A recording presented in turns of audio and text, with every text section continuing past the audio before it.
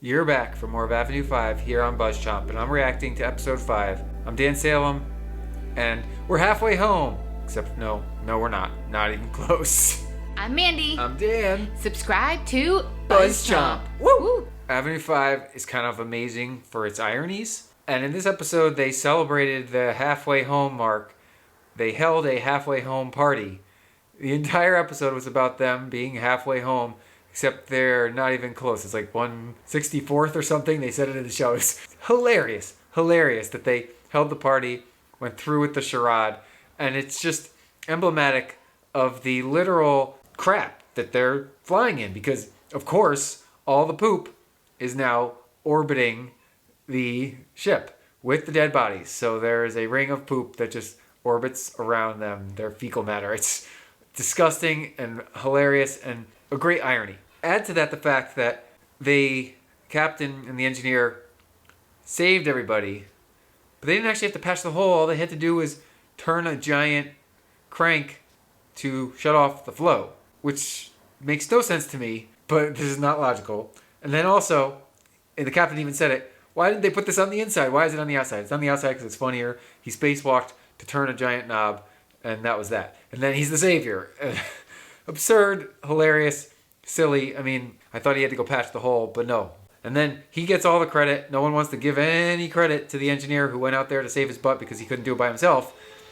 That's just life. It's kind of like everyone's looking towards the man and not the woman. She got nothing. Even the astronaut who's just relaying stuff over the comms got credit. He's also gay and trying to come on to everybody, including the model that working on the bridge. It's a fake engineer. It's hilarious. He was trying to sleep with somebody and there are others sleeping because they're celebrating the party. Halfway home, everyone's drunk. Funny. So we're halfway home. What are we really celebrating? Absolutely nothing because they're 1/64th of the way home. They threw the party.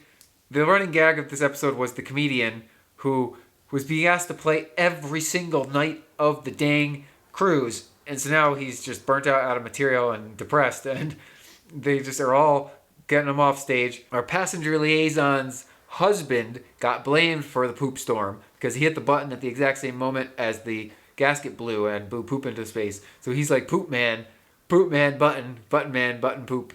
And like, they just won't let him off the hook for that. They were going to actually throw him out the airlock. And then the captain swooped in to calm everybody down because Judd's crazy man and was just kind of running with it. Total shitstorm, literally, because they're floating in it. Back on Earth, one of the heads is going to go to the White House, which is now located in Buffalo, New York. Funny. To talk to the president about asking for help. And she looks at the live feeds because, of course, everything's live feeded. And they're all freaking out, like going crazy. Like, there's no semblance of order or any sort of anything on the ship resembling sanity. Why would you save these people? They're going bonkers, and it's only been a couple weeks. We learned, because of the poop shield, there's really nothing that can't happen in this show. And now we're seeing that it's starting to devolve. They almost threw somebody out the airlock. I called it. I feel like someone might get thrown out the airlock, but they didn't quite get there. The passengers are getting antsy. They're getting aggravated. They're starting to blame people. They're starting to try to take down their anger and aggression on other people on board. The engineers in the hole are going to have to come out of the hole because they're going to need their help. And that means that everyone's going to learn that the entire bridge is fake and actors. And then that's going to go poorly rather quickly. It almost feels like their spot was going to get blown up this episode, but they were just teasing it. It's going to happen before the end of the season. What else can possibly go wrong on this ship? I mean, I guess anything could fail. The oxygen could fail, the food could fail, the water could fail, the showers, the lights, the TV, anything could fail at any given moment. This thing wasn't meant to fly for this long. It wasn't meant to fly this deep out into space. And it certainly wasn't meant to deal with all of these issues. I have to beg the question. I have to. I can't help it. The poop shield blew a hole. They turned off the valve. So now that part of it is not circulating.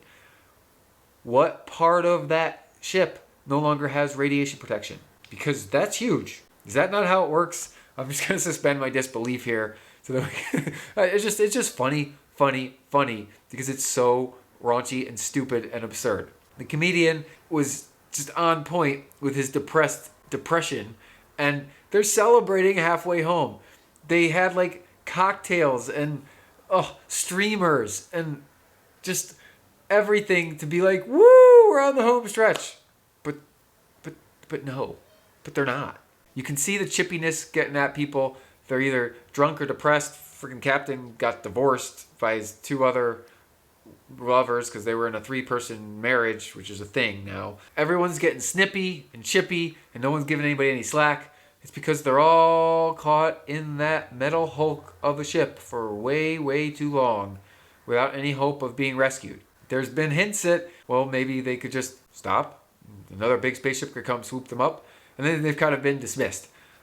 I don't think people on Earth like Judd, and I don't think that anybody really wants to come save them unless they're seriously in peril of dying, which it's a luxury cruise, and even if it becomes less than luxurious, they're not going to be that close to death. I'm Dan Salem. Subscribe to the BuzzChomp YouTube channel for more from Avenue 5 every week. I'm just reacting to what happens. It's stupid, it's silly, it's funny. What's your favorite moment so far? Do you have a prediction of what may go wrong before the end of the season? I'm feeling a cliffhanger. It got renewed for season 2, so I'm feeling a major cliffhanger as we head towards the home stretch of this hilarious TV season 1. Thanks for watching BuzzChomp. Subscribe and share. Subscribe and share. Subscribe and share.